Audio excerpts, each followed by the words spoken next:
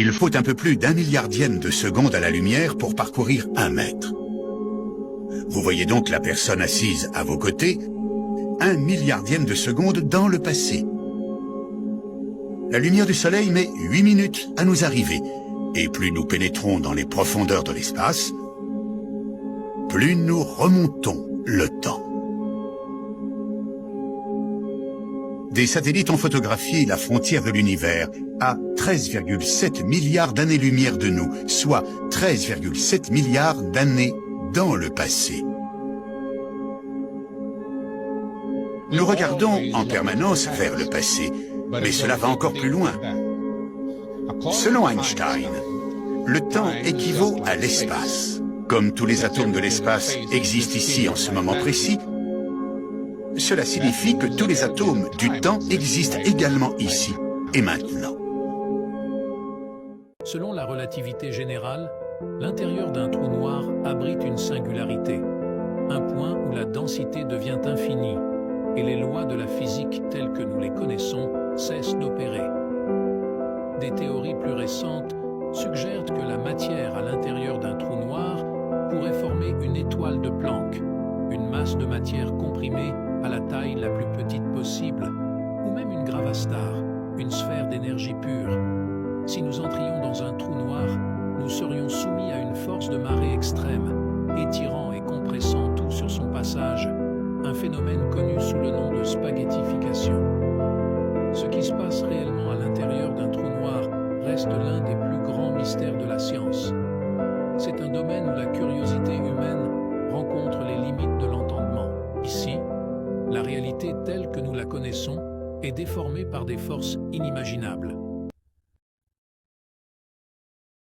Notre Terre est dans le système solaire, qui fait partie de la Voie lactée, et cette galaxie n'est qu'une parmi des milliards. L'univers est si immense qu'on ne sait même pas où il s'arrête. Le plus fou, c'est qu'on ne comprend pas tout. 95% de l'univers est composé de matière noire et d'énergie sombre. Des choses qu'on ne peut ni voir ni toucher. C'est comme si on essayait de résoudre un puzzle avec seulement 5% des pièces. Les gens pensent que le système solaire ressemble à ça. Mais en réalité, voici à quoi il ressemble. La raison est fascinante et un peu effrayante. La Terre se déplace à 100 000 km/h autour du Soleil. Le Soleil file à 850 000 km/h à travers la Voie lactée, qui elle-même se déplace à 2,3 millions de km/h. Incroyable. Mais vers quoi se dirige-t-elle? C'est là que ça devient perturbant. Toutes les galaxies de notre superamas, qui s'étend sur près de 500 millions d'années-lumière, se déplacent vers une région mystérieuse, surnommée le Grand Attracteur. Avant de te révéler un fait encore plus étonnant, laisse-moi te parler de mon livre. Si l'univers et ses secrets te passionnent, clique sur le lien en bio pour le commander et devenir incollable en cosmologie. Et pour finir, voici un chiffre qui donne le vertige.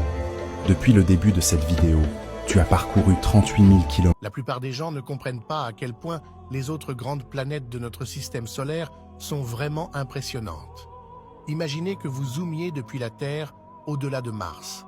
Voici Neptune, il peut contenir 57 terres à l'intérieur de lui. Uranus peut en contenir 63.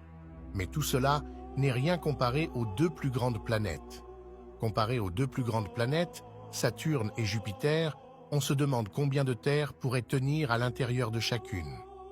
Pour Saturne, 764 terres pourraient s'y loger, tandis que pour Jupiter, le chiffre monte à 1300 terres.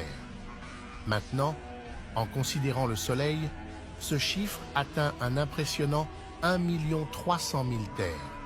Les planètes de notre système solaire sont véritablement incroyables.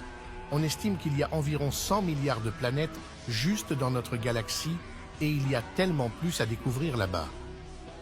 Regardez, le Soleil fait le tour de l'univers avec ses serviteurs. Il voyage à environ 220 km par seconde.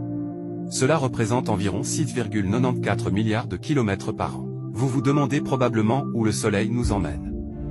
Eh bien, si nous zoomons, nous verrons. Le système solaire est en fait en orbite autour de la Voie lactée. Et la Voie lactée n'est pas immobile, elle va plus vite. Les scientifiques l'ont découvert dès 1986. La Voie lactée se déplaçait à une vitesse comprise entre 600 et 1000 km par seconde, en direction de la constellation du Centaure. En outre, les scientifiques ont découvert qu'il n'y a pas que la Voie lactée. Des millions de galaxies proches se déplacent dans cette direction. Qu'est-ce qui attire les galaxies vers elles? C'est la légendaire source de gravité géante. La source de gravité géante est-elle effrayante? Pourquoi tant de galaxies sont-elles attirées par elle? Parce qu'elle est grande. La source d'attraction se trouve à 307 degrés, 9 degrés de micro-argent, à 150 ou 250 millions d'années-lumière de la Voie lactée. Sa taille est de 400 millions d'années-lumière. Sa masse est de 3 à 5,4 fois celle du Soleil. Un Kyo est égal à un suivi de 16 zéros.